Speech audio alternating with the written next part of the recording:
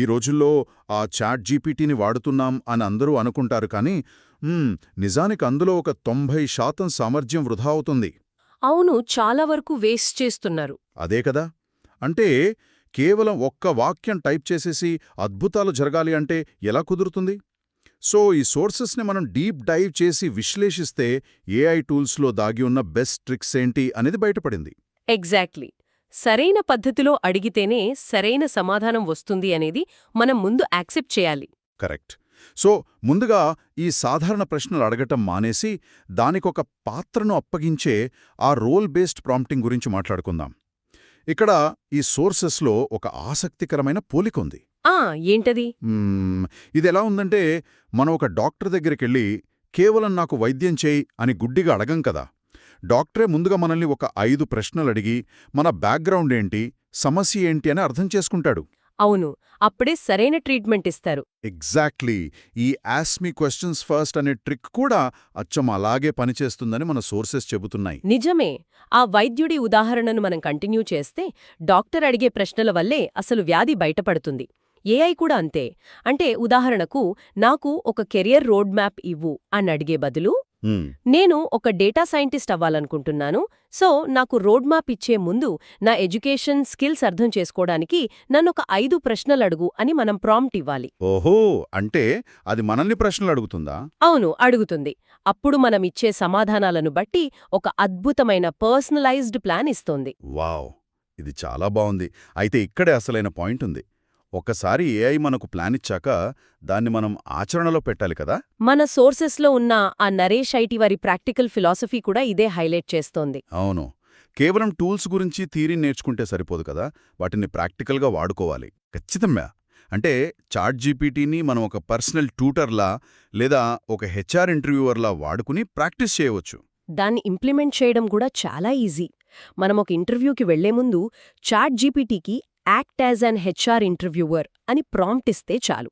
అంటే అది మనల్ని ఇంటర్వ్యూ చేస్తుందా? కరెక్ట్. అది మనల్ని ఒక్కో ప్రశ్న అడుగుతుంది. మనం చెప్పే సమాధానాలను విశ్లేషించి రేటింగ్ కూడా ఇస్తుంది.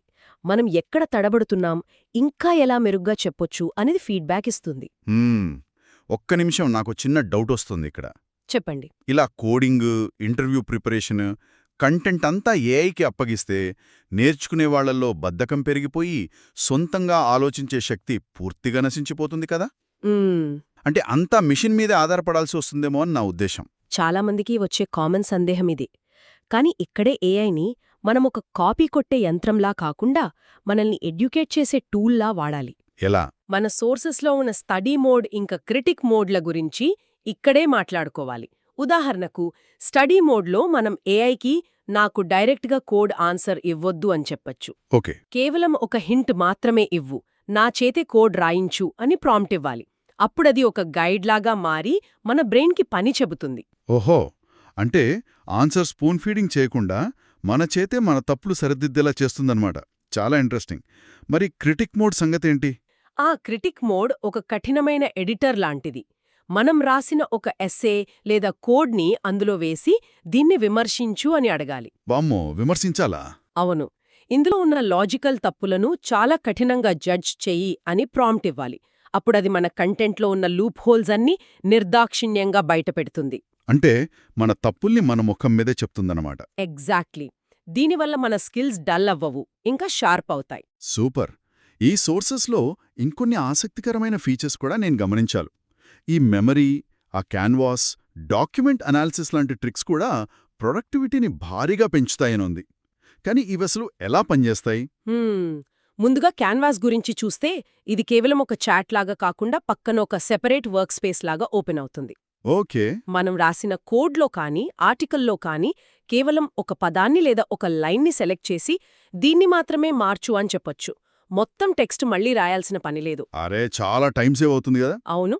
ఇక డాక్యుమెంట్ అనాలిసిస్ ఫీచర్తో ఒక 100 పేజీల పీడీఎఫ్ డాక్యుమెంట్ని అందులో అప్లోడ్ చేసి ఇందులో ఉన్న ప్రధాన కాంట్రడిక్షన్స్ అంటే విరుద్ధమైన పాయింట్స్ ఏంటో వెతికి పెట్టు అని అడగొచ్చు. గంటల కొద్దీ చదివే పని నిమిషాల్లో అయిపోతుందన్నమాట. ఇక మెమరీ ఫీచర్ అంటే పదే పదే మన వివరాలు చెప్పాల్సిన పని లేకుండా మనం ఇంతకు ముందు చెప్పిన స్కిల్స్, ప్రాజెక్ట్స్ అదే గుర్తుపెట్టుకుంటుంది. కరెక్ట్. నరేష్ ఐటీ వాళ్ళు చెప్పినట్లు టూల్స్ని మనం ప్రాక్టికల్గా వాడుకునే విధానాన్ని ఈ మెకానిజమ్స్ చాలా వేగవంతం చేస్తాయి.